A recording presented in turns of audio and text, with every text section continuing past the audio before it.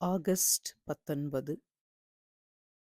புனித மத்தேயு எழுதிய நற்செய்தியிலிருந்து வாசகம். அதிகாரம் 19, வசனங்கள் 23 முதல் 30 வரை. செல்வர் விண்ணரசில் புகுவது கடினம் என நான் உங்களுக்கு உறுதியாக சொல்கிறேன். மீண்டும் உங்களுக்கு கூறுகிறேன், செல்வர் இறையாட்சிக்கு உட்படுவதை விட ஊசியின் காதில் ஒட்டகம் நுழைவது எளிது என்றார்.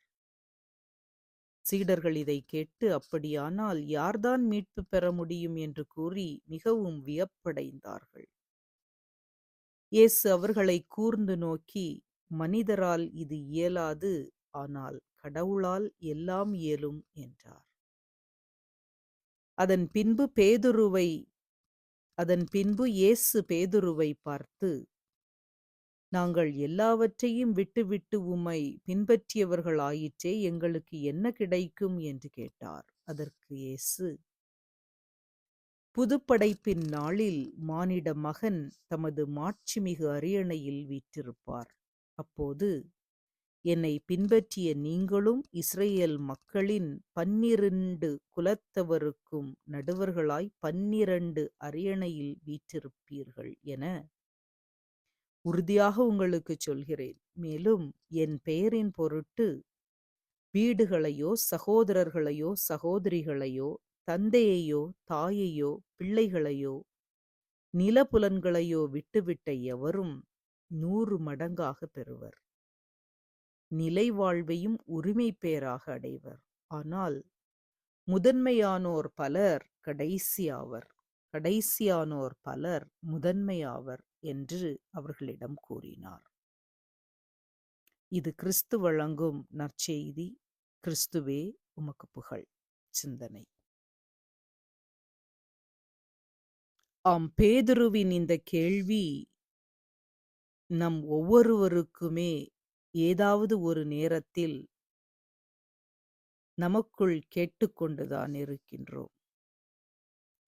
நான் என் இறைவனில் நம்பிக்கை கொள்கிறேன், ஜெபிக்கிறேன், இறை மொழியின்படி வாழ ஒவ்வொரு நாளும் பொழுதும் முயற்சி செய்கின்றேன். எனக்கு என்ன கிடைக்கும்?